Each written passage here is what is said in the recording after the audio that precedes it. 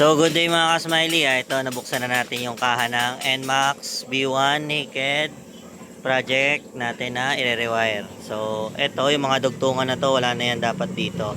So gagawin natin siyang style ng ADB at saka PCX. Yung dugtungan nila ilalagay lang natin dito sa side na to.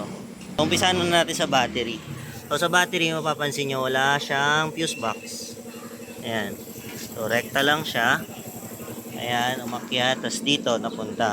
Yung mini driving light niya, dito kinuha yung low beam sa idling switch na aftermarket switch, tapos yung high beam sinabay dito.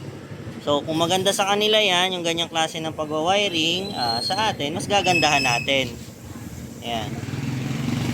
Ito yung busina, sabit. Ayan, dikit. So hindi na tumutunog yan. O pakinggan natin, tunog ng busina niya ngayon. Ito.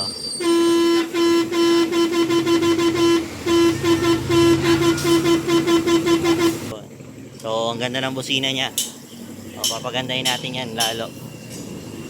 Power wash na natin para hindi gaanong marumi habang nag-wiring tayo. Ayan. So, kitang-kita na yung huling nag-wiring nito. Ayan siya.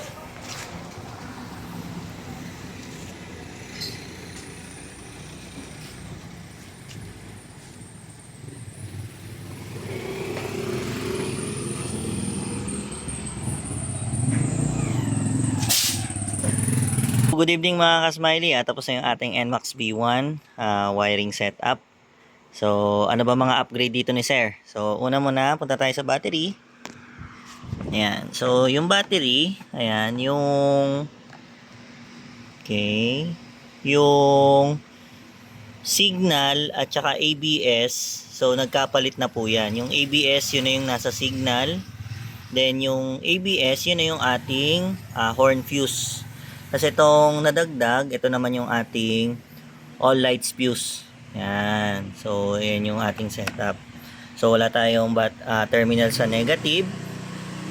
Then, nandito yung ating terminal ng positive. So, magkasama na sila. Dito, meron tayong gumapang na isang wire papunta sa likod. Ayan, para dito sa kanyang underglow lights. Ito.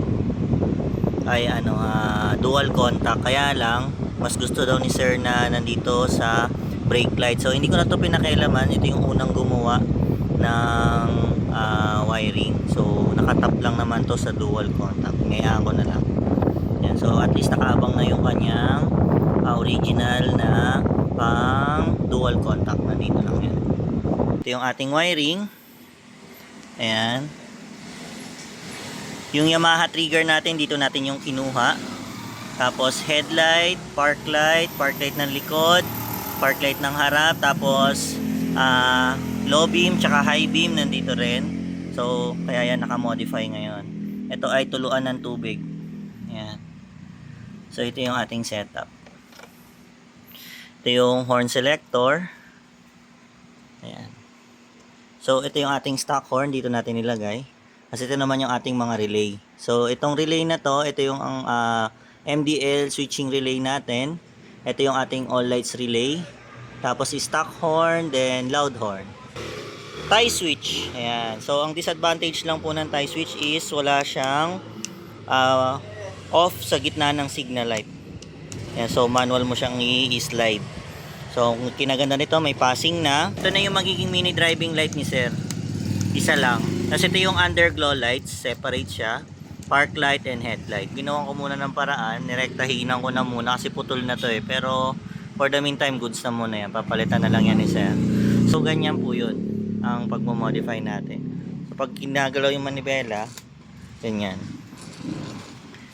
So naglagay po tayo ng interior. Sa lahat po ng dugtungan nandito sa loob. Ayan, plug and play lang po siya. Hindi yan mako-compromise. So ganyan po yung pag ni-naked ng wiring. So wala po tayong shortcut. Dito, yung brake light ni Sir, okay naman dito sa kabilang side. Ayan, goods naman.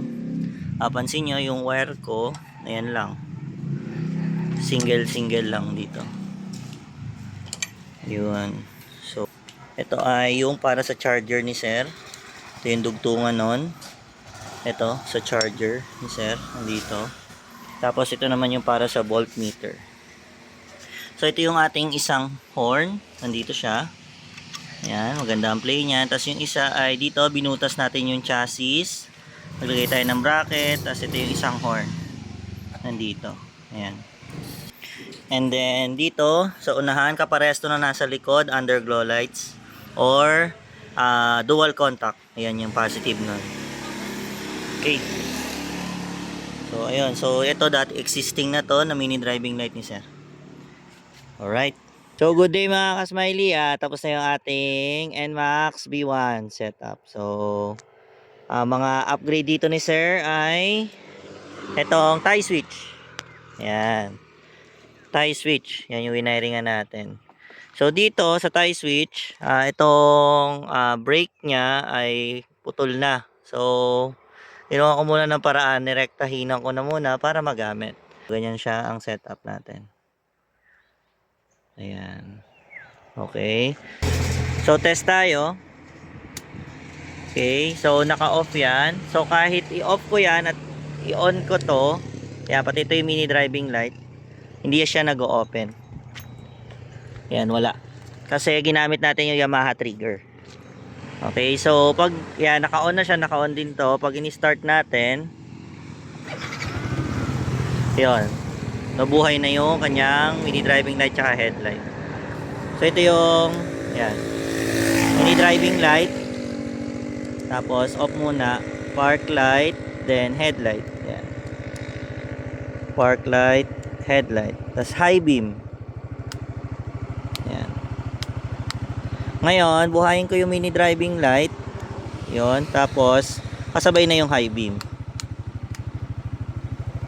Ngayon, pagka patay ang mini driving light, pag nagpassing ka, normal high beam lang. Pag buhay ang mini driving light, nagpassing ka kasama yung mini driving light. Yun. Ito yung ating dual contact. Ayan. Yung on na switch na yun. Then, syempre, hazard.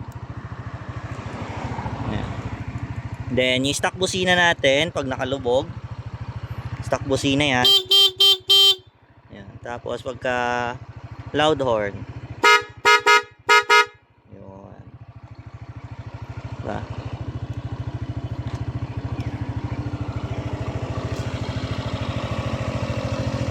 So, yun lang po mga ka-smiley.